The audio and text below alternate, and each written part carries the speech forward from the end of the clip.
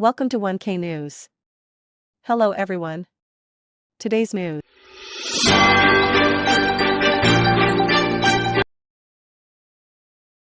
కూటమి ఘన విజయం సాధించబోతోంది.